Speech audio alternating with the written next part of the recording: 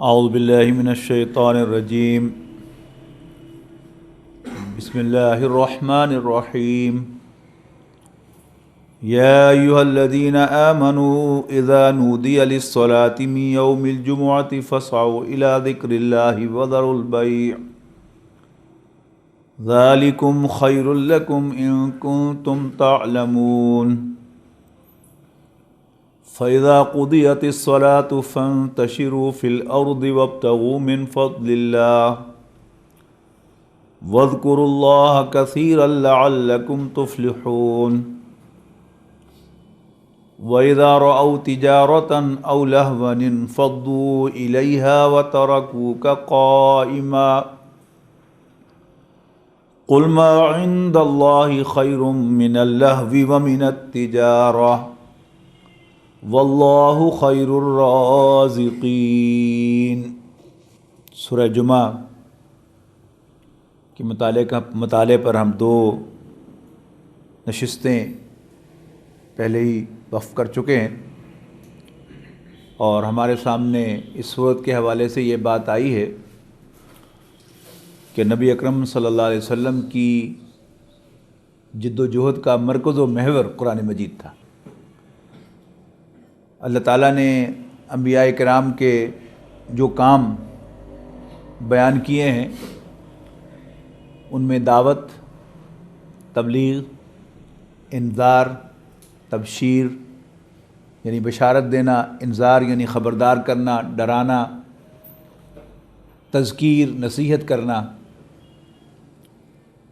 قرآن مجید میں ان تمام ہی کا تذکرہ حضور صلی اللہ علیہ وسلم کے حوالے سے قرآن مجید ہی کو بنایا گیا ہے کہ نبی اکرم صلی اللہ علیہ وسلم نے دعوت بھی اسی کی طرف دی، نبی اکرم صلی اللہ علیہ وسلم نے خبردار بھی اسی کے حوالے سے کیا، آپ نے خوشخبری بھی اسی کے ذریعے دی، آپ نے ابلاغ بھی اسی کا فرمایا، اور آپ نے تذکیر یعنی نصیحت بھی قرآن مجید ہی کے ذریعے کی۔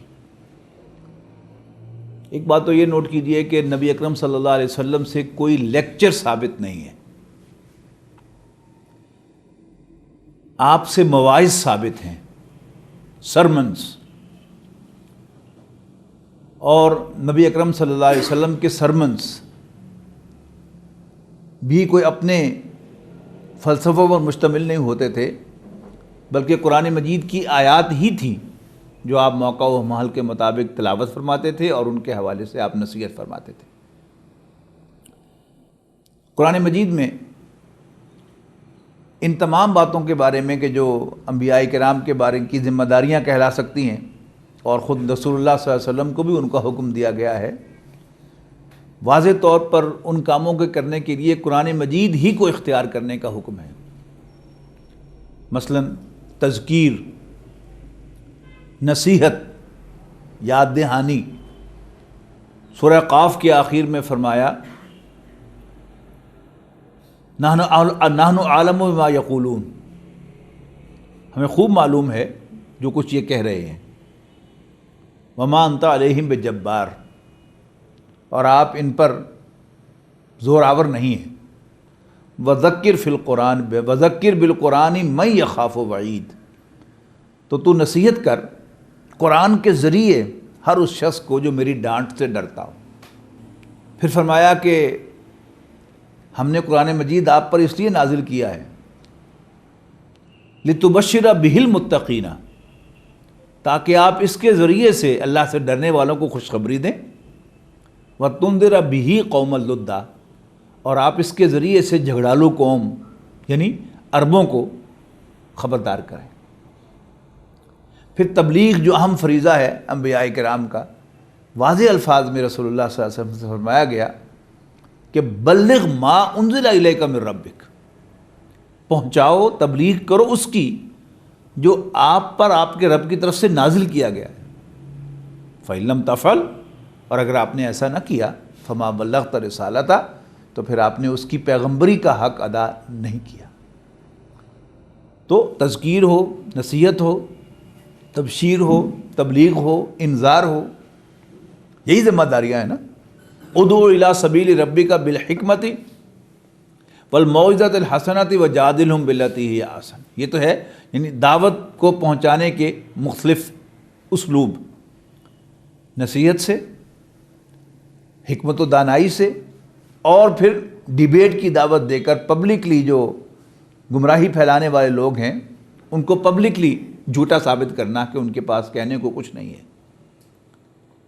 لیکن جہاں تک دعوت کا تعلق ہے کہ بلانا کس طرف ہے، صراط مستقیم کی طرف بلانا ہے، اللہ کی طرف بلانا ہے، اور اللہ تعالیٰ کا معجزہ جو ہے جو نبی اکرم صلی اللہ علیہ وسلم کو عطا کیا گیا، ابدی معجزہ، قیامت تک زندہ رہنے والا، وہ قرآن مجید ہے۔ نبی اکرم صلی اللہ علیہ وسلم یعنی جیسے ہم درس قرآن کی یہ محفل ہے کہ ہم قرآن مجید کے ٹیکسٹ کا باقاعدہ درس دے رہے ہیں، نبی اکرم صلی اللہ علیہ وسلم سے درس قرآن کی ایسی کوئی محفل ثابت نہیں ہوتی۔ آپ سے مواعظ ثابت ہوتے ہیں، آپ کے لیے جو ریگولر درس قرآن کی محفل تھی وہ آپ کا خطبہ جمعہ تھا۔ مسلم شریف کی روایت کے مطابق رسول اللہ صلی اللہ علیہ وسلم کے 2 خطبے ہوا کرتے تھے جمعے میں۔ کانا للنبی صلی اللہ علیہ وسلم خطبتان یجلس بینہما، آپ ان دونوں خطبوں کے درمیان کچھ دیر کے لیے تشریف رکھتے تھے، بیٹھتے تھے، جیسے آپ دیکھتے ہیں کہ خطیب جمعے کے خطبے کے دوران تھوڑا سا بیٹھ جاتا ہے اور پھر شروع کر دیتا ہے۔ میں جب چھوٹا تھا تو دیکھتا تھا کہ خطیب حضرات کو یہ کرتے ہوئے تو میں بڑا حیران ہوتا تھا کہ یہ کیا کرتے ہیں، لیکن جب یہ روایت سامنے آئی کہ رسول اللہ صلی اللہ علیہ وسلم کے 2 خطبے ہوتے تھے اور یہ آپ کی سنت ہے کہ آپ ان خطبوں کے درمیان تشریف رکھتے تھے، اور خطبوں میں آپ کیا کرتے تھے، یجلس بینہما یقرأ القرآن ویذکر الناس، آپ خطبوں کے دوران قرآن مجید کی تلاوت فرماتے تھے، قرآن پڑھتے تھے اور لوگوں کو نصیحت فرماتے تھے۔ پھر قرآن مجید میں بھی یعنی ایک انداز کیا ہے کہ قرآن مجید میں کوئی لمبے چوڑے لیکچرز جو ہیں وہ خطبے کے اندر دیے جائیں، یہ نہیں، ریپیٹیشن۔ ایک صحابی بیان فرماتے ہیں کہ رسول اللہ صلی اللہ علیہ وسلم جمعے کے ہر خطبے میں سورۃ قاف تلاوت فرمایا کرتے تھے اور نصیحت فرماتے تھے۔ وہ کہتے ہیں کہ میں نے رسول اللہ صلی اللہ علیہ وسلم سے جمعے کے خطبے میں سورہ قاف سن کر یاد کر لی۔ اب سورہ قاف دیکھیے، سورۃ قاف کے اندر آپ کو کوئی علمی موضوعات نہیں ملیں گے، وہی موضوعات کے جو پورے قرآن مجید میں بار بار بیان ہوئے ہیں، یعنی 3 آیات میں آپ کو جو پچھلی قوموں پر عذاب آئے تھے ان کا خلاصہ مل جائے گا۔ کذبت قبلہم قوم نوح واصحاب الرس وثمود وعاد وفرعون واخوان لوط واصحاب الایکۃ وقوم تبع، یعنی قرآن مجید کا ایک بہت بڑا حصہ وہ انباء الرسل پر مشتمل ہے، پچھلے رسولوں کی اہم خبریں، کہانیاں، اور وہ آپ کو اس میں 3 آیات کے اندر مل جائے گا۔ پھر آخرت کا ذکر تو سورہ قاف کا ایسا معلوم ہوتا ہے جیسے گندھا ہوا ہے اس کے اندر، جیسے ہوتا نا جب آٹا گوندھ دیا جاتا ہے تو پانی اور آٹے کو ملا کر وہ گوندھا ہوا آٹا بنتا ہے نا، وہ ڈو بنتی ہے۔ اب اس میں آپ کو علیحدہ نہیں کر سکتے کہ یہ پانی ہے اور یہ آٹا ہے، وہ دونوں جو ہے ایک دوسرے کے ساتھ جو ہے وہ گندھ جاتے ہیں۔ تو ایسے ہی قرآن مجید کا ویسے بھی مین مضمون جو ہے وہ آخرت کا مضمون ہے، لیکن سورہ قاف میں آپ دیکھیں گے کہ وہاں تو یعنی ہے ہی مضمون یہی۔ آغاز کیسے ہوا؟ قاف والقرآن المجید، قاف قسم ہے قرآن مجید کی، بل عجبوا ان جاءہم منذر منہم وقال الکافرون ھذا شیء عجیب، کہ انہیں تعجب ہو رہا ہے قریش کو کہ انہی میں سے کوئی خبردار کرنے والا اٹھ کھڑا ہوا ہے اور انہیں خبردار کر رہا ہے، انہیں ڈرا رہا ہے، اور وہ کہتے ہیں یہ بڑی عجیب بات ہے، اذا متنا وکنا ترابا، کیا بھلا جب ہم مر جائیں گے اور مٹی ہو جائیں گے؟ بٹوین دا لائنز کیا ہے؟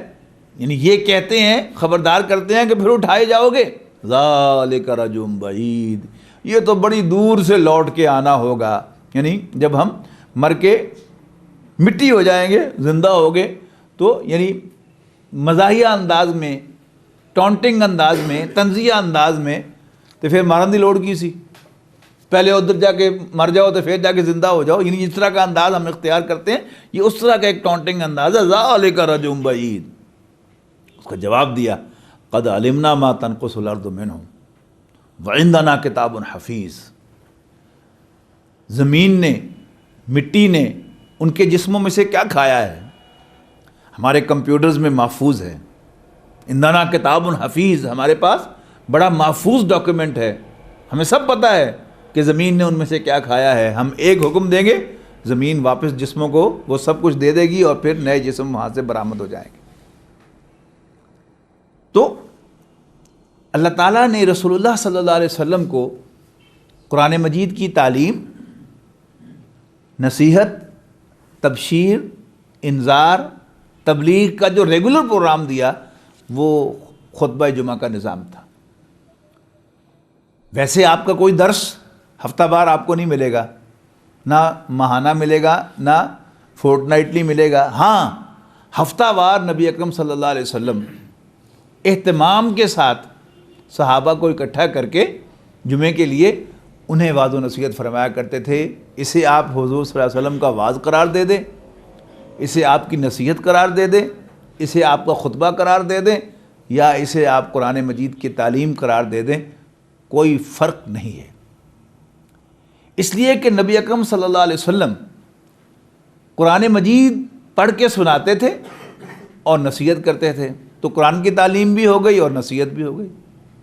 اور اکثر و بیشتر آپ خطبہ جمعہ میں کیا ارشاد فرماتے تھے؟ آخرت کا تذکرہ کرتے تھے، تو انذار ہو گیا. پھر اسی میں اہل جنت کے لیے اللہ تعالیٰ کے انعامات سورہ قاف میں دیکھ لیجئے، وہ جو مضمون شروع ہوتا ہے وَأُزْلِفَتِ الْجَنَّةُ لِلْمُتَّقِينَ غَيْرَ بَعِيدٍ وَأُزْلِفَتِ الْجَنَّةُ لِلْمُتَّقِينَ غَيْرَ بَعِيدٍ هَذَا مَا تُوعَدُونَ لِكُلِّ أَوَّابٍ حَفِيظٍ. کہ جنت اللہ سے ڈرنے والوں کے قریب کر دی جائے گی، وہ کچھ بھی دور نہیں ہوگی. انہیں کہا جائے گا هَذَا مَا تُوعَدُونَ، یہ ہے وہ چیز جس کا تم سے وعدہ کیا گیا تھا. یعنی تم میں سے ہر توبہ کرنے والے اور اپنی حفاظت کرنے والے، اپنے آپ کو گارڈ کرنے والے کے لیے. تو جنت کا تذکرہ بھی ہو گیا، جہنم کا تذکرہ بھی ہو گیا، اللہ کے عذاب کا تذکرہ بھی ہو گیا، پھر اللہ تعالیٰ کی قدرتوں کا تذکرہ وہ بھی آپ کو اس کے اندر مل جائے گا. تو نصیحت، انذار، تعلیم، تبشیر، وہ سب کچھ قرآن مجید کے ذریعے سے رسول اللہ صلی اللہ علیہ وسلم نے کیا. اور جمعہ کا نظام جو نبی اکرم صلی اللہ علیہ وسلم کو عطا کیا گیا وہ اصلاً اسی کام کے لیے تھا. جمعہ فرض ہوا نبی اکرم صلی اللہ علیہ وسلم پر دوران سفر ہجرت. یہ نوٹ کرنے کی بات ہے، نبی اکرم صلی اللہ علیہ وسلم نے مدینہ منورہ میں داخل ہونے سے پہلے کچھ دن قیام فرمایا قبا میں. اور قبا جو تھا یہ نبی اکرم صلی اللہ علیہ وسلم کا ننہالی گاؤں کہہ لیجئے یا قصبہ کہہ لیجئے، وہاں آپ نے قیام فرمایا. اس قیام کے دوران جمعہ فرض ہوا اور نبی اکرم صلی اللہ علیہ وسلم نے اس کے لیے خطبہ دیا، نماز پڑھائی اور خطبہ دیا. اسی سے پھر اہل علم نے غور کیا کہ نبی اکرم صلی اللہ علیہ وسلم کی یہ ذمہ داریاں تو پہلے سے تھیں، لیکن یہ جمعہ جو ہے یہ دوران سفر ہجرت بلکہ مدینے میں انٹر ہوتے ہوئے مل رہا ہے. تو اس سے ایک تو یہ مسئلہ جو ہے وہ نکالا گیا کہ جمعہ جو ہے یہ آزاد شخص پر فرض ہے، غلام پر فرض نہیں ہے اور قیدی پر فرض نہیں ہے. اسی سے یہ بھی انفر کیا گیا کہ جمعہ جو ہے یہ وہیں ادا ہو سکتا ہے. یعنی اس پر اختلاف ہوا، یعنی جو سالڈ رائے بنی وہ تو یہ کہ جمعہ صرف دارالاسلام میں ہو سکتا ہے، دارالکفر میں جمعہ نہیں ہو سکتا. لیکن چونکہ مدینہ منورہ بھی دارالاسلام نہیں تھا، دارالسلام تھا. یہ میں ایک مختلف بات کر رہا ہوں جو آپ نے پہلے نہیں سنی ہوگی شاید کبھی. یہ سمجھنے کی بات ہے کہ بہت سے لوگوں نے کنفیوز کیا ہے نبی اکرم صلی اللہ علیہ وسلم کی ہجرت کو اللہ کے دین کا غلبہ قرار دیا ہے، حالانکہ ایسا نہیں ہے. فتح مکہ پر اللہ کا دین غالب ہوا، اس سے پہلے اللہ کا دین غالب نہیں تھا. ہاں نبی اکرم صلی اللہ علیہ وسلم اور صحابہ کرام کو امن میسر آیا مدینہ منورہ میں، تو جب امن میسر آ جائے اس وقت جمعہ جو ہے وہ فرض ہو جاتا ہے۔ دوسری رائے یہ ہے، بہت سے علماء جو ہیں وہ تو یعنی ہندوستان کو بھی انگریز کے زمانے میں دارالحرب قرار دیتے ہوئے وہ جمعے کی فرضیت کے قائل نہیں تھے، اور اسی لیے جمعہ کی جو ترتیب آپ دیکھتے ہیں احناف کے اندر وہ کیا ہے، پہلے 4 سنتیں، اس کے بعد 2 فرض، اس کے بعد پھر 4 سنتیں ہیں۔ اگر آپ ان 4 سنتوں کی تفصیل دیکھیں تو یہ سنتیں جو ہیں احتیاط الظہر کہلاتی ہیں۔ مطلب کیا ہے کہ ایک مشکوک سا ہے، چونکہ یہاں پر قبضہ تو انگریز کا ہے۔ اب چونکہ انگریز نے نماز روزے کی آزادی دی ہوئی ہے، مکی زندگی میں نماز روزے کی آزادی نہیں تھی، تو لہذا وہاں جمعہ فرض نہیں ہوا۔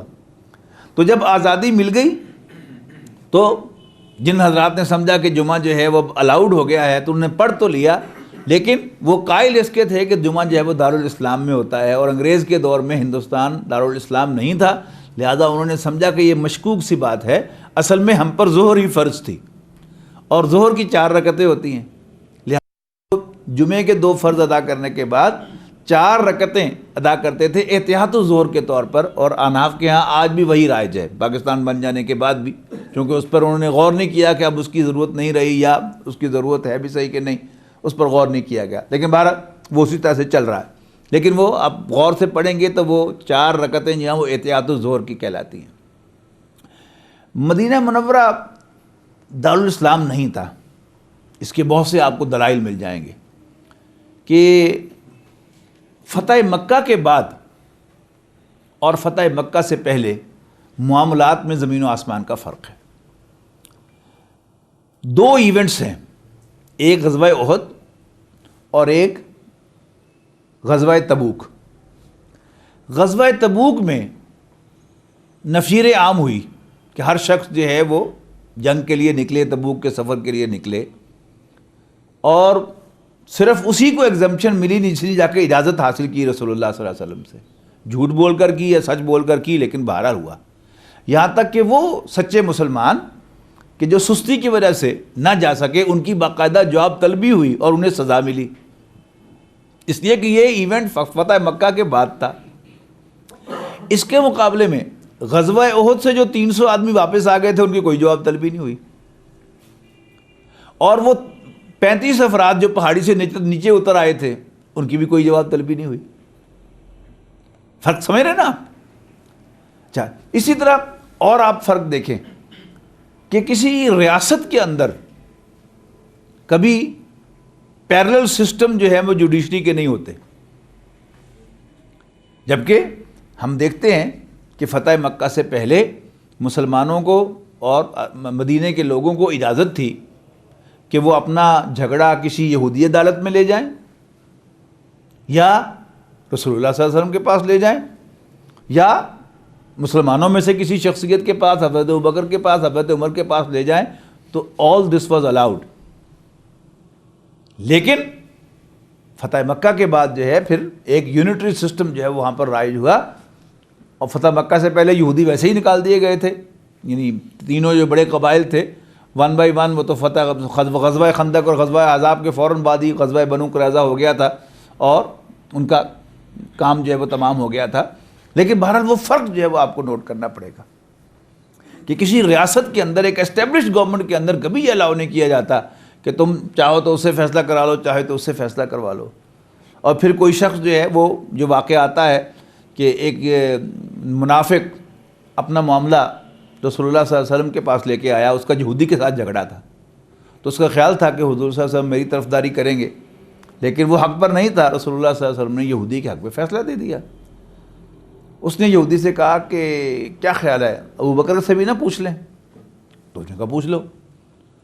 اس نے جو منافق تھا اس نے اپنا کیس بیان کیا، تو حضرت ابوبکر سے دوسرے جو یہودی تھا اس نے ساتھ ایڈ کر دیا کہ اس قضیے کا، اس جھگڑے کا فیصلہ پہلے اللہ کے رسول میرے حق پہ کر چکے ہیں۔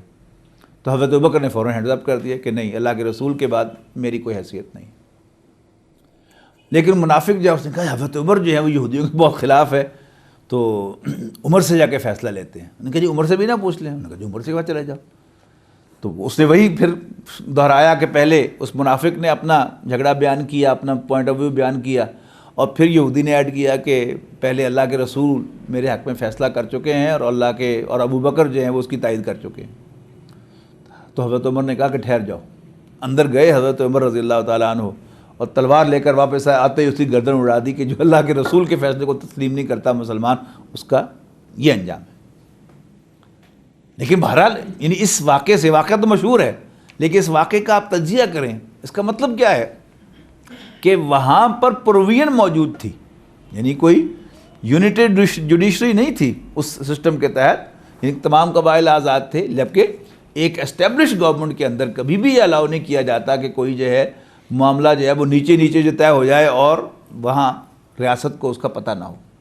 تو یہ چیزیں جو یہ بتاتی ہیں کہ جو فرض ہوا جمعہ، یہ یعنی یوں ہی آزادی مل جائے، یعنی دارالسلام میسر آ جائے اور نماز روزے کی آزادی مل جائے تو اس وقت جمعہ جو ہے فرض ہو جاتا ہے۔ یہ تو بہرحال ایک فقہی مسئلہ تھا، عام طور پر ہم ان محافل میں فقہی مسائل کو بیان نہیں کیا کرتے، لیکن بہرحال جمعہ کیونکہ غیر معمولی چیز ہے، اس کی ہمارے دین میں ایک مرکزی حیثیت ہے، لہذا میں نے تھوڑا سا اس کا تعارف کروا دیا ہے۔ جمعہ فرض جو ہے وہ قرآن مجید میں انہی آیات کے ساتھ ہوا، یا ایھا الذین آمنوا، اے ایمان والو، اذا نودی للصلاۃ من یوم الجمعۃ فاسعوا الی ذکر اللہ، اے ایمان والو جب تمہیں پکارا جائے نماز کے لیے من یوم الجمعۃ، جمعے کے دن، فاسعوا الی ذکر اللہ، لفظی ترجمہ ہوگا اللہ کے یاد کی طرف دوڑو، لیکن چونکہ صحیح حدیث سے ثابت ہے کہ نبی اکرم صلی اللہ علیہ وسلم نے دوڑ کر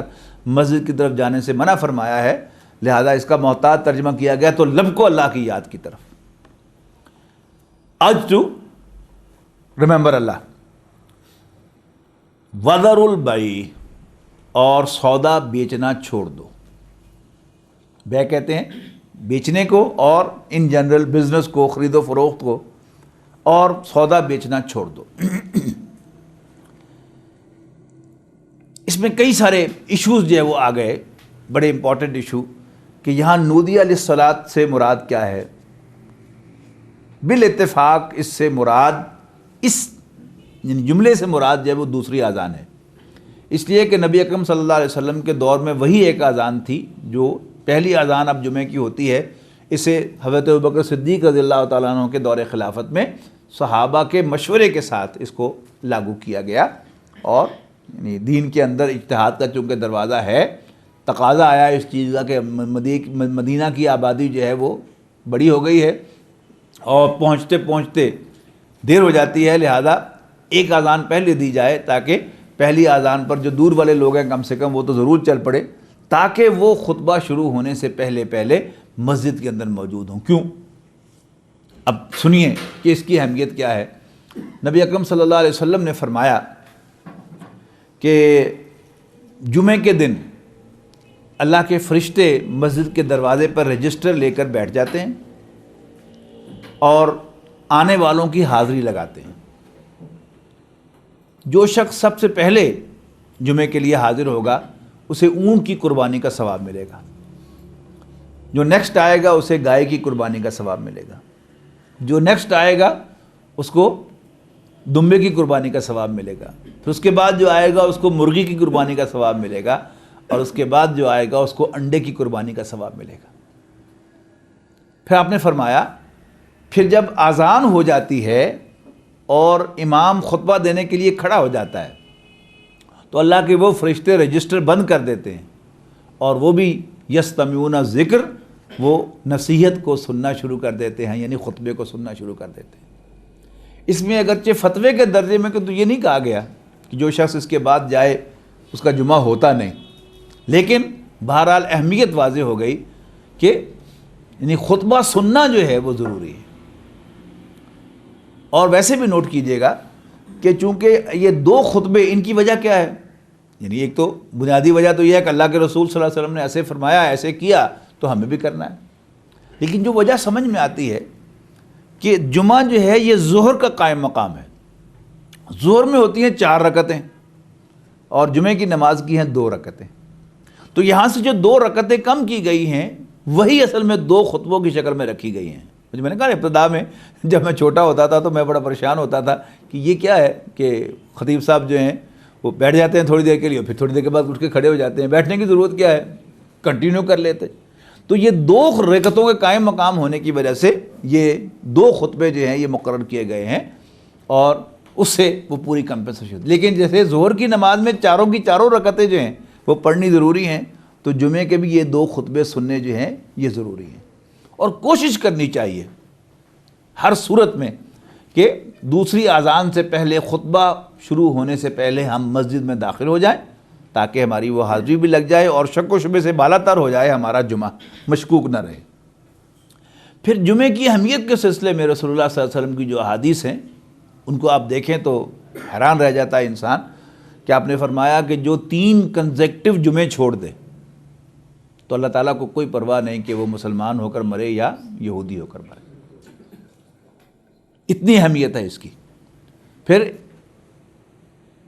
نبی اکرم صلی اللہ علیہ وسلم نے ایک مرتبہ فرمایا کہ میرا جی چاہتا ہے کہ میں تم میں سے کسی کو کھڑا کر کے اپنی جگہ پر اور جاؤں جن گھروں میں لوگ بیٹھے ہوئے ہیں اور وہ مسجد میں نہیں آئے، میں ان گھروں کو آگ لگا دوں.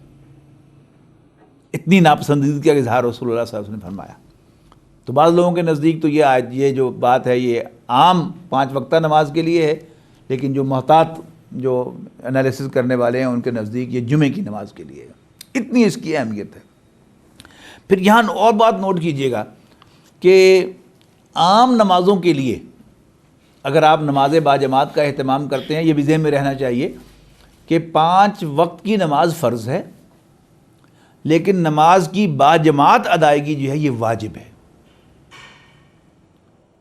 اور باجماعت نماز جو ہے اس کا اگر زیادہ ثواب ہے اور اس کا وجوب ہے تو وہ ریئل باجماعت ہونی چاہیے، وہ اللہ تعالیٰ کو دھوکہ دینے والی باجماعت نماز نہیں ہونی چاہیے کہ انسان اپنے آپ کو مسجد کی گھڑی کے ساتھ باندھے اور اپنے کام چھوڑ کر جو ہے وہ مسجد میں پہنچ کر نماز ادا کرے. باقی یہ ہے کہ اپنے کام میں مگن رہو اور جب فارغ ہو جاؤ تو پھر اٹھ کے کھڑے ہو کے 2-3 آدمی جو ہیں اپنی جماعت کرا لے، ٹھیک ہے. میں یہ تو نہیں کہہ سکتا کہ اس سے جماعت نہیں ہوتی، نماز نہیں ہوتی، لیکن یہ سمجھنا چاہیے کہ وہ جو نماز باجماعت کا ایکسٹرا کریڈٹ ہے وہ کس بات کا ہے. وہ تو اصل میں اس کی روح تبھی پوری ہوتی ہے کہ آپ اپنا ہر کام چھوڑیں اور آپ کے دل میں وہ ہو کہ 4 بجے جماعت ہے، میں نے وہاں پہنچنا ہے. اس سے زمین و آسمان کا فرق پڑتا ہے.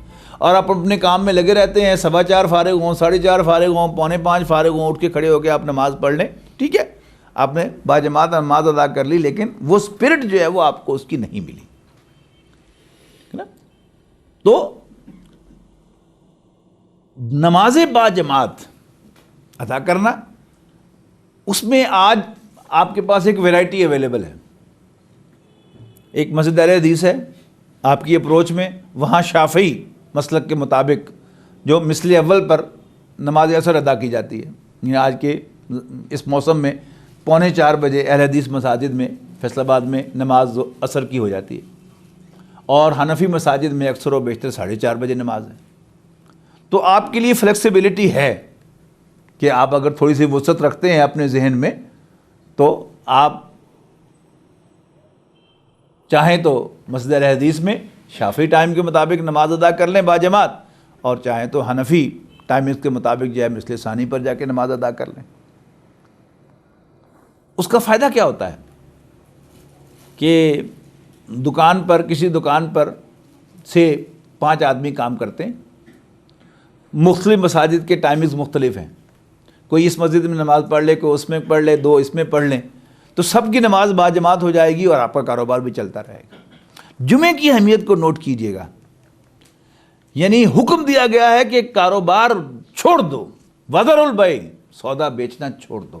اسی سے یعنی علماء نے یہ فتویٰ دیا ہے کہ جمعے کی نماز پر کاروبار بند کرنا، فیکٹری بند کرنا، مل بند کرنا، بزنس بند کرنا فرض ہے. یہ اہمیت ہے جمعے کی، مذاق نہیں ہے.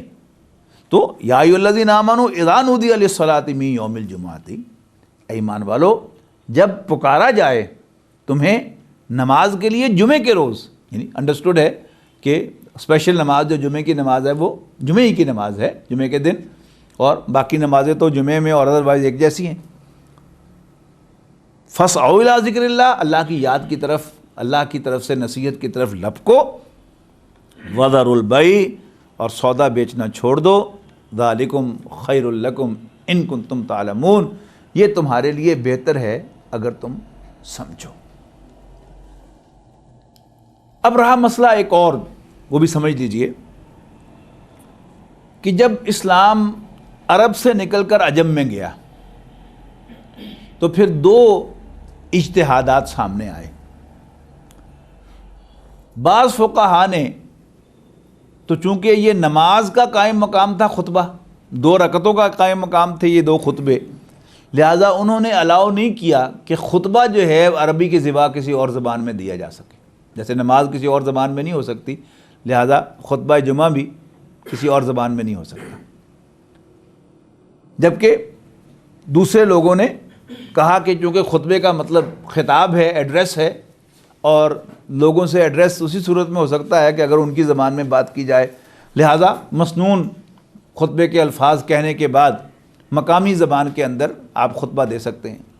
اور یہ فرق آپ کو نظر آتا ہے کہ ہمارے اہل حدیث مساجد میں پہلے دونوں اذانیں ہو جاتی ہیں، اور پھر دوسری اذان کے فوراً بعد، دوسری اذان ہوتی ہی تب ہے جب خطیب جا کر ممبر پہ بیٹھ جاتا ہے، دوسری اذان ہوتی ہے اس کے فوراً بعد یہ دونوں خطبے جو ہے وہاں پر ہوتے ہیں، اور اس کے فوراً بعد جماعت کھڑی ہو جاتی ہے۔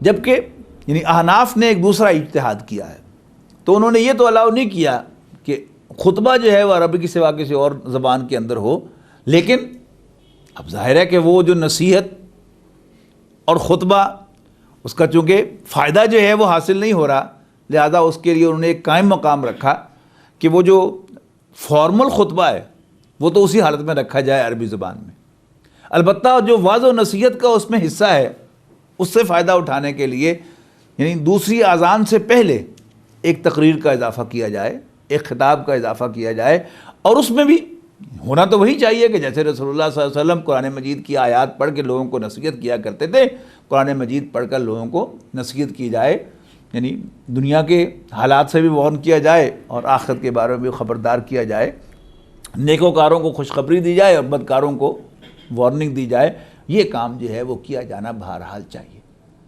لیکن اس کے لیے بھی مطلوب کیا ہے کہ اگر آپ مسجد اہل حدیث میں جمعہ کی نماز ادا کریں یا کسی حنفی مسجد میں ادا کریں، بہرحال اہتمام کے ساتھ وہ خطاب یا خطبہ وہ سننا چاہیے، اس لیے کہ قرآن مجید سے نصیحت ہماری ضرورت ہے، میری بھی ضرورت ہے، آپ کی بھی ضرورت ہے، ہم میں سے کوئی اس سے مستثنا نہیں ہے۔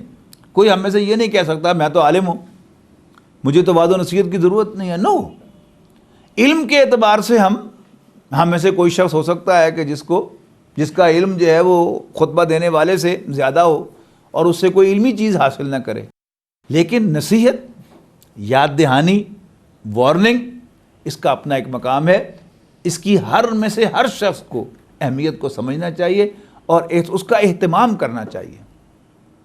یعنی یہ جو انداز ہے کہ بالکل جب جماعت کھڑی ہونے والی ہو تو انسان پہنچ جائے، یا دوسری اذان سے پہلے کوئی شخص جو ہے وہ فرض تو پورا کر لے کہ دوسری اذان سے پہلے وہ مسجد میں پہنچ گیا، لیکن وہ حنفی مسجد جہاں وہ خطاب ہو چکا ہے، واعظ ہو چکا ہے، تو عربی خطبہ تو وہ سنے گا، عربی اس کو آتی نہیں۔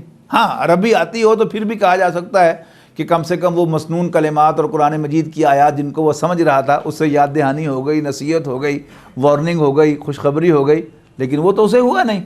تو وہ جو اصل ضرورت تھی ہماری، اس سے تو ہم فائدہ نہ اٹھا سکے، وہ ضرورت تو پوری نہ ہوئی، اس کا بھی ہمیں سیریسلی پہلے احساس ہونا چاہیے اور پھر اس ضرورت کو پورا کرنے کا ہمیں اہتمام کرنا چاہیے۔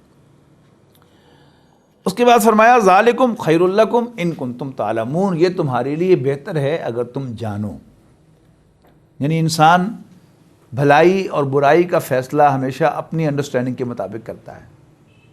یعنی اگر انسان کو آخرت کی کوئی قدر ہو اور وہ آخرت کے لیے اپنے پاس کچھ سرمایہ اکٹھا کرنا چاہتا ہو، یا نبی اکرم صلی اللہ علیہ وسلم کی وارننگ اس کے سامنے ہو کہ جو 3 جمعے چھوڑ دیتا ہے مجھے کوئی پرواہ نہیں، اللہ تعالیٰ کو کوئی پرواہ نہیں کہ وہ مسلمان مرے یا یہودی مرے، اس سے وہ ڈرے کیوں کہیں میری اس حالت میں موت نہ آ جائے۔ تو اگر وہ سمجھے گا تبھی وہ اس کی کمپلائنس کرے گا، اور جو یہ بات سمجھے گا ہی نہیں وہ ان باتوں کو اہمیت نہیں دے گا۔ ہمیشہ اہمیت کسی کام کی سمجھ کے مطابق ہوتی ہے، جاننے کے مطابق ہوتی ہے۔ what you know, what you understand, accordingly you act۔ اس کے بعد فما فَإِذَا قُضِيَتِ الصَّلَاةُ فَانتَشِرُوا فِي الْأَرْضِ وَابْتَغُوا مِنْ فَضْلِ اللَّهِ۔ فَإِذَا قُضِيَتِ الصَّلَاةُ، جب نماز ہو جائے، ختم ہو جائے۔ بعض لوگوں نے جنہوں نے حدیث سے اور سنت سے اپنا دامن چھڑا لیا ہے انفارچونیٹلی، اور وہ ڈکشنری سے قرآن مجید کو سمجھنا چاہتے ہیں، صرف ڈکشنری سے، تو انہوں نے یعنی پہلے اپنا ذہن بنا لیا اور پھر ڈکشنری تلاش کی تو اس میں سے ایک اپنے مطلب کا مفہوم نکلا تو اسی کو اختیار کر لیا۔ انہیں صلاۃ کے معنی جو ہیں وہ کر لیے نظام، کہ نماز قائم کرو، نظام قائم کرو۔ تو ایک صاحب نے استاد محترم ڈاکٹر سرار احمد صاحب سے کہا کہ نماز تو صلاۃ جو ہے یہ تو نظام ہے، یہ تو مولوی نے خام خواہ اس کا ترجمہ نماز کر لیا۔ تو ڈاکٹر صاحب محترم نے اس سے کہا کہ پھر یہاں بھی ذرا ترجمہ کر کے دکھاؤ مجھے، فَإِذَا قُضِيَتِ الصَّلَاةُ، جب نظام درم برم ہو جائے۔ تو یہاں تو صاف ظاہر ہے کہ نماز ہی مراد ہے۔ تو فَإِذَا قُضِيَتِ الصَّلَاةُ فَانتَشِرُوا فِي الْأَرْضِ۔ اچھا، اس کی بیک گراؤنڈ کیا ہے اس کو سمجھ لیجیے۔ حضرت عبداللہ ابن عباس رضی اللہ تعالیٰ عنہ کی روایت کے مطابق پہلے یہودیوں کو بھی، بنی اسرائیل کو بھی جمعے ہی کا دن دیا گیا تھا اجتماعی نماز کے لیے، جیسے ہماری جمعے کی نماز ہے کانگریگیشنل پریئر۔ لیکن یہودیوں نے اپنی عادت کے مطابق حضرت موسیٰ علیہ السلام سے کہا کہ نہیں، جمعہ نہیں، ہفتہ۔ تو پھر اللہ تعالیٰ نے کہا کہ پھر جمعہ جی دن تاڑے چوائس دا تو پھر ٹائمنگ میرے چوائس دے، لہذا ان پر یہ لازم ہو گیا کہ طلوع آفتاب سے لے کر غروب آفتاب تک ہفتے کے دن وہ کوئی دنیاوی کاروبار نہیں کر سکتے، خاص طور پر بزنس جو ہے یعنی سودا بیچنے والا وہ نہیں کر سکتے۔ پھر اسی کا وہ نتیجہ تھا کہ جو وہ سبت والا واقعہ ہے یا اصحاب سبت کا، کہ وہ سورہ اعراف میں جس کا ذکر ہے کہ ایک بستی جو تھی وہ دریا کے کنارے آباد تھی، مچھلیاں پکڑنا ان کا پیشہ تھا۔ تو جب ہفتے کے دن اللہ تعالیٰ نے مچھلیوں کو بھی یہ سینس دے دی کہ 7 دن 6 دنوں کے بعد ایک دن پھر آتا ہے کہ جب انہیں کوئی نہیں پکڑتا، اور ان کا امتحان بھی لینا تھا، تو مچھلیاں جو ہیں وہ اٹکیلیاں لیتی ہوئی ساحل سمندر پر، دریا کے کنارے پر آتی ہیں بالکل سرفیس کے اوپر، لیکن وہ پکڑ نہ سکتے۔ انہوں نے کہا تاڑی ایسی تیسی۔ تو انہیں پلاننگ کی، انہوں نے کہا اچھا مچھلیاں پکڑنا ہی منع ہے نا، پکڑیں گے ہم نہیں۔ ہفتے کا پورا دن وہ کھائیاں کھودتے اور پانی کو ان کھائیوں میں سے، ان چینلز میں سے بڑے بڑے حوضوں میں لے جاتے، مچھلیوں سمیت پانی وہاں چلا جاتا۔ اتوار کے دن پکڑ لیتے اور کہتے کہ ہم اللہ کے حکم کی خلاف ورزی نہیں کر رہے، ہم تو کوئی نہیں کرتے۔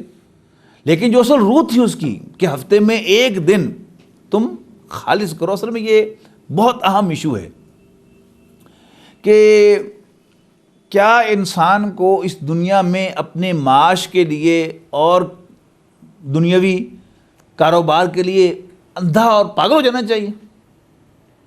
نہیں، یعنی یہ جو ہمیں وقفے سے کہا گیا ہے کہ چھوڑو آؤ نماز کے لیے، چھوڑو کام آؤ نماز کے لیے، چھوڑو کام آؤ نماز کے لیے۔ دیکھو کس کس کام سے ہمیں جو ہے، نیند کو توڑو اور فجر کی نماز پڑھو۔ جب کاروبار تمہارا پیک پر ہو تو کاروبار چھوڑو اور ظہر اور عصر کی نماز پڑھو۔ تمہیں نیند آ رہی ہو، تھکے ہوئے ہو دن بھر کے، لیکن عشاء کی نماز پڑھے بغیر نہیں سو سکتے۔ یعنی اللہ تعالیٰ چاہتا ہے کہ ہم، اچھا اسی طرح آج کے دور میں کیا ہے، بڑی بڑی اٹریکشن کی چیزیں آ گئی، اور کئی اچھے لوگ جو ہے میچ ان کا ویک پوائنٹ ہے۔ یعنی ویسے 5 وقت کے نمازی ہیں، لیکن انڈیا پاکستان کا میچ ہو رہا ہو تو وہ وہاں سے ہل نہیں سکتے۔ کئیوں کو ڈرامہ کوئی خاص جو ہے ان کا ویک پوائنٹ ہے، تو وہ اس ڈرامے کو نہیں چھوڑ سکتے، باقی سب کچھ چھوڑ سکتے ہیں۔ لیکن اسپرٹ کیا ہے نماز کی، نماز باجماعت کی بالخصوص اسپرٹ کیا ہے کہ تم کچھ بھی کر رہے ہو چھوڑو اور میرے سامنے حاضر ہو جاؤ۔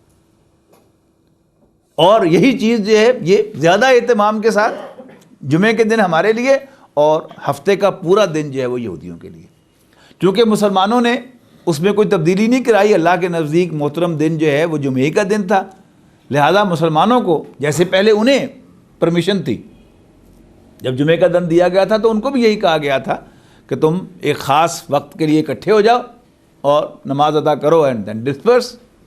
انہیں تو پورا دن اس لیے لازم کیا گیا کہ انہوں نے اپنی مرضی کا دن مانگا۔ مسلمانوں کے لیے اب وہ واپس رعایت آ گئی کہ فَإِذَا قُضِيَتِ الصَّلَاةُ، تو جب نماز ختم ہو جائے، تم نماز پڑھ چکو، فَانْتَشِرُوا فِي الْأَرْضِ، تو زمین میں پھیل جاؤ، وَابْتَغُوا مِنْ فَضْلِ اللَّهِ، اور اللہ کا فضل تلاش کرو۔ قرآن مجید کے محاورے میں دنیاوی معاش، دنیا میں انسان کو جو کچھ بھی ملتا ہے یہ اللہ کی عنایت ہے، فضل ہے، انسان کی کمائی نہیں۔ کوئی ہارڈلی ایک آدھ مقام قرآن مجید کا آپ ایسا ڈھونڈ دکھا سکتے ہیں کہ جس میں دنیا کے گین کو کمائی کہا گیا ہو، کسب کہا گیا ہو، ورنہ قرآن مجید کی زبان میں کسب کیا ہے؟ اعمال کا۔ باقی دنیا میں انسان کو جو کچھ ملتا ہے یہ اللہ کی دین ہے۔ اور آپ نے اپنی آنکھوں سے دیکھا، کئی کیسز آپ نے دیکھے اسی شہر فیصل آباد میں کہ ایسے بھی لوگ ہیں جو ہاکر ہوا کرتے تھے اور پھر وہ بڑے مل آنر ہو کر فوت ہوئے، ایسے بھی ہیں کہ جو کندھے پہ کپڑا ڈال کے گھنٹہ بھر میں بیچا کرتے تھے اور اب وہ فیصل آباد کے بنیلرز میں شامل ہیں، ایسے بھی لوگ ہیں۔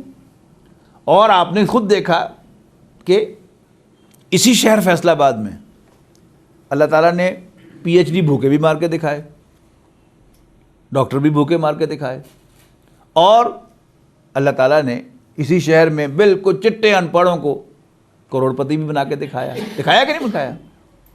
پھر محنت جو ہے وہ بھی کوئی لازم نہیں ہے کہ اس سے انسان کو ملے۔ کئی لوگ جن کے بارے میں وہ محاورہ بھی ہے کہ وہ سونے کو ہاتھ لگائیں تو مٹی بن جاتا ہے، اور کئیوں کے لیے اللہ تعالیٰ نے کیا رکھا ہے کہ وہ مٹی کو ہاتھ لگاتے ہیں تو سونا بن جاتا ہے۔ تو دنیا میں یہ سب کیا ہے؟ یہ اللہ تعالیٰ کا فضل ہے، اس کی عنایت ہے، وہ جسے چاہے جتنا چاہتا دیتا ہے۔ تو جسے ہم عام طور پر معاشی دھندا کہتے ہیں، جد و جہد کہتے ہیں، وہ اصل میں کیا ہے؟ وہ کمائی نہیں ہے، وہ اللہ تعالیٰ کے فضل کی تلاش ہے کہ اللہ تعالیٰ نے جو کچھ میرے لیے رکھا ہوا ہے ملنا تو مجھے وہی ہے۔ اس کا تو انسان کو یقین کامل ہونا چاہیے، رکھا ملنا تو مجھے وہی ہے، بس میں تو صرف وہ ڈھونڈنے کے لیے جا رہا ہوں کہ اللہ تعالیٰ نے میرے لیے کیا رکھا ہے۔ وہ کم دے دے مجھے اس پر بھی اللہ کا شکر ادا کرنا چاہیے، وہ کچھ زیادہ دے دے تو بھی مجھے اس کا شکر ادا کرنا چاہیے۔ تو یہ ہے فضل کا تصور کہ جب نماز ہو جائے تو زمین میں پھیل جاؤ اور اللہ کے فضل کو تلاش کرو۔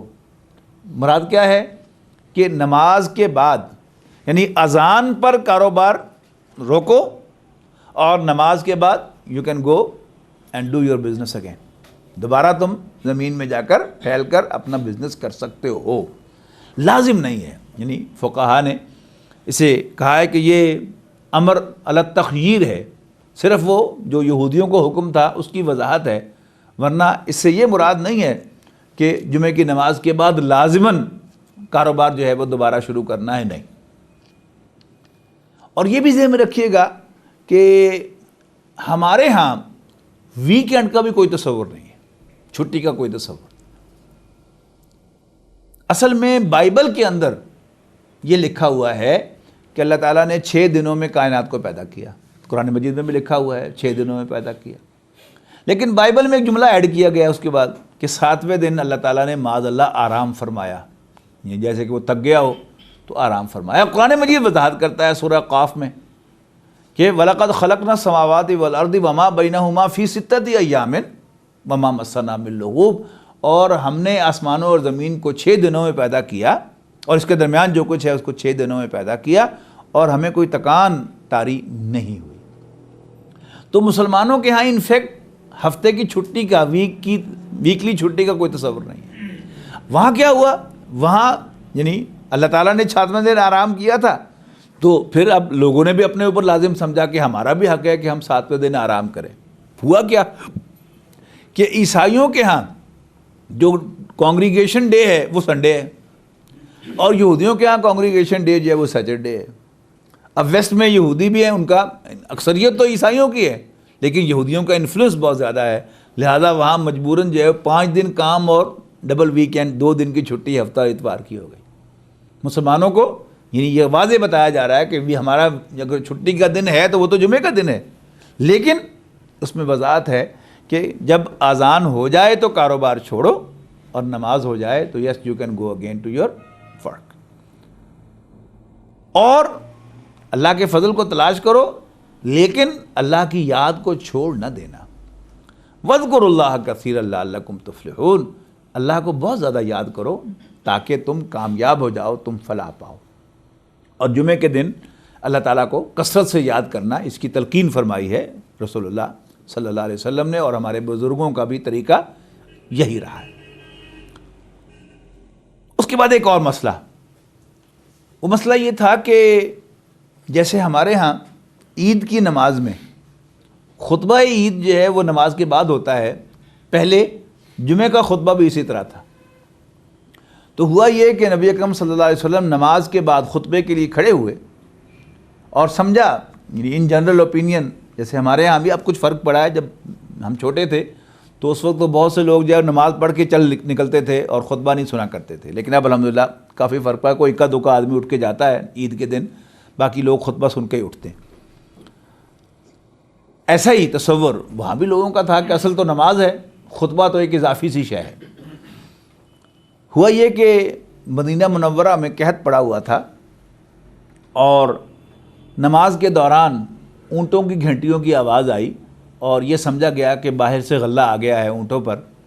تو نبی اکرم صلی اللہ علیہ وسلم نماز کے بعد خطبے کے لیے کھڑے ہوئے، اور کچھ مسلمان حضور صلی اللہ علیہ وسلم کو کھڑا چھوڑ کر یعنی ادھر کاروبار کے لیے اور یعنی غلہ حاصل کرنے کے لیے چلے گئے. یہ اصل میں ڈانٹ ہے اس پر، وَإِذَا رَأَوْا تِجَارَةً أَوْ لَهْوًا انفضوا إِلَيْهَا، اور اگر وہ کوئی دیکھتے ہیں تجارت یا کوئی لغو بات، انفضوا إِلَيْهَا، تو اس کی طرف بھاگ جاتے ہیں، وَتَرَكُوكَ قَائِمًا، اور آپ کو کھڑا چھوڑ جاتے ہیں.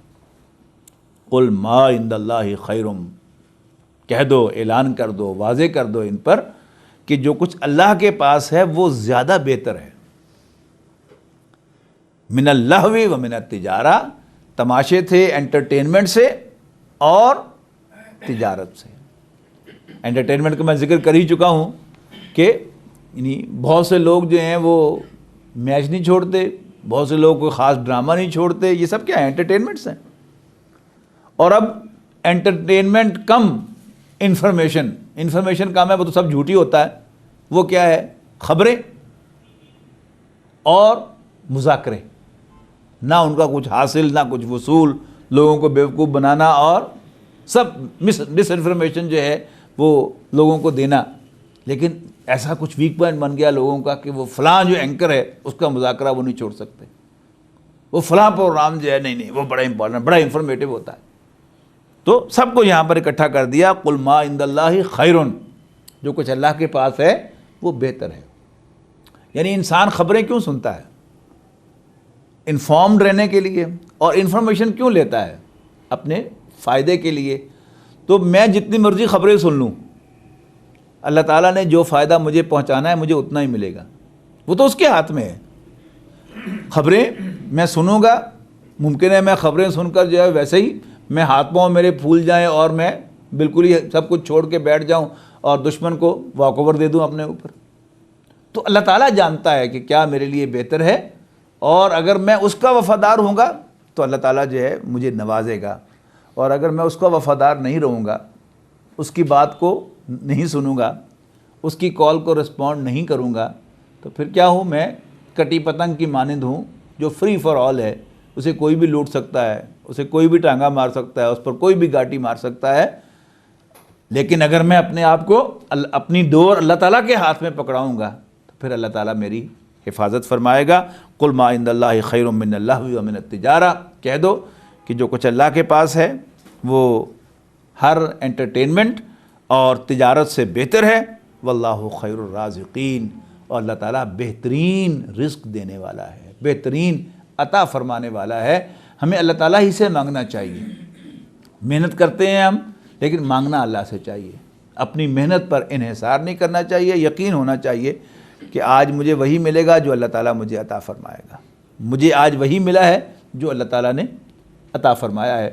انڈیا سے ایک عالم دین تشریف لائے تھے، تو بزنس بھی تھا ان کا اپنا، انہوں نے یعنی کہا تھا کہ تو آپ گھر میں ہیں اور آپ بچے کو فون کرتے ہیں دکان پر، بجائے یوں پوچھنے کے کہ کوئی گاہک آیا، یوں پوچھا کرو اللہ تعالیٰ نے کچھ فضل فرمایا۔ بہت اچھا انداز ہے، یعنی دین کی اس اسپرٹ کے عین مطابق یہ بات ہوگی کہ اللہ تعالیٰ نے مہربانی کی تو تبھی آئے گا نا گاہک۔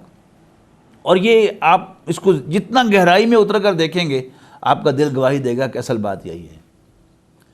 عام یعنی ہوائی باتیں جو ہیں وہ آتی ہیں کہ اگر آپ دیانتداری سے کام کریں گے تو آپ کی ساکھ بن جائے گی، اور پھر ساکھ بن جائے گی تو پھر آپ کا ٹرن اوور جو ہے آپ کی دکان میں زیادہ ہو جائے گا۔ ایسا ہوتا نہیں بالفعل۔ آپ دیانتداری سے کام کریں گے تو ظاہر بات ہے اگر آپ کپڑا بیچتے ہیں تو آپ کا کپڑا پھٹے گا ہی نہیں جلدی، تو دوبارہ جو ہے وہ آپ کی دکان میں کپڑا لینے کے لیے وہ کب آئے گا؟ اگر آپ ڈاکٹر ہیں، دیانتداری سے مریض کا علاج کرتے ہیں تو مریض ویسے ہی ٹھیک ہو جائے گا انشاءاللہ، دوبارہ اس کو آنے کی ضرورت ہی نہیں پڑے گی۔ تو دیانتداری کا فائدہ تو اصل میں آپ کے گاہک کو ہے، دنیا میں آپ کو اس کا کوئی فائدہ نہیں ہے، دنیا میں تو نقصان ہوگا۔ اور اگر اللہ نے آپ کے لیے نہیں لکھا تو آپ جتنا مرضی ایڈورٹائز کر لیں، جتنا مرضی آپ دیانتداری سے کام کر لیں، گاہک آپ کی دکان میں آئے گا، آپ سے ریٹ پوچھے گا، آپ کا وقت ضائع کرے گا، اور ساتھ والی دکان میں مہنگا بھی خریدے گا اور 2 نمبر بھی خریدے گا۔ اگر اللہ تعالیٰ نے اس آپ کے ساتھ والی دکان کا گاہک اس کو بنایا ہے، آپ کا گاہک نہیں بنایا، وہ کبھی بھی آپ کی دکان سے سودا نہیں خریدے۔ انسان دھکے کھا کر یہ بات سمجھ لے تو بھی سمجھ میں آ جائے گی، لیکن اگر اللہ تعالیٰ کے کہنے پر قرآن مجید کی بات سمجھ کر اس کو سمجھ لے تو پھر اس کو پریشانی نہیں ہوگی، ٹینشن نہیں ہوگی، یقین ہوگا کہ آج کیوں میرے پاس گاہک نہیں آیا، اس لیے کہ اللہ تعالیٰ کو منظور نہیں تھا۔ رازق وہی ہے، اور یہ انسان کو یقین ہونا چاہیے کہ رازق وہی ہے۔ دیکھیے ہم ایک غلط فہمی کا شکار ہوتے ہیں کہ ہم شاید اپنے بال بچوں کے رازق ہیں۔ اچھا، اب جب ہم اپنے بال بچوں کے رازق اپنے آپ کو سمجھتے ہیں تو پھر ایک سلسلہ ہے کہ اچھا آج کا بھی بندوبست میں نے کرنا ہے، کل کا بھی میں نے کرنا ہے، پرسوں کیا ضرورت پیش آئے گی اس کا بھی بندوبست میں نے کرنا ہے، اور پھر 10 سال کے بعد بچہ جو ہے وہ کالج میں یونیورسٹی میں چلا جائے گا تو پھر یہ ہوگا، پھر بچوں کی شادی کرنی ہوگی، تو وہ سارے جو ہے وہ حساب کتاب میں ابھی سے لگاؤں گا اور اپنے آپ اور پریشانی جو ہے وہ لے لوں گا، بلکہ اس پر بھی بس نہیں ہوگی۔ اوہو، مکان تو مجھے بچوں کو دے کے ہی جانا چاہیے تاکہ وہ میرے پیچھے لڑتے بھی رہیں آپس میں۔ 100 گلاں دی کو گل۔ اللہ تعالیٰ تمہیں بھی کھلاتا ہے اور تمہارے بال بچوں کو بھی وہی رزق دیتا ہے۔ واللہ یرزقکم یرزقہم وایاکم، اللہ تعالیٰ انہیں بھی رزق دیتا ہے اور تمہیں بھی رزق دیتا ہے۔ وہ اللہ کہ جو آج ان کو کھلا رہا ہے کل بھی وہی ان کا رازق ہوگا اور وہی کھلائے گا۔ نہ میں آج ان کا رازق ہوں، نہ میں کل ان کا رازق ہوں گا، اور نہ میرے مرنے کے بعد انہیں کوئی فکر کرنے کی ضرورت ہے، اس لیے کہ میں بیچ پہ سے نکل جاؤں گا، رازق تو وہی رہے گا۔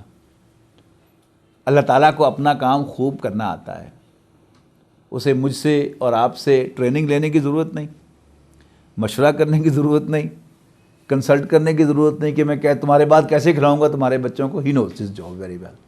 تو ہمیں اللہ تعالیٰ پر ڈیپینڈ کرنا چاہیے کہ واللہ خیر الرازقین، اللہ تعالیٰ بہترین رازق ہے۔ بارک اللہ لی و لکم فی القرآن العظیم ونفعنی و ایاکم بالآیات والذکر الحکیم۔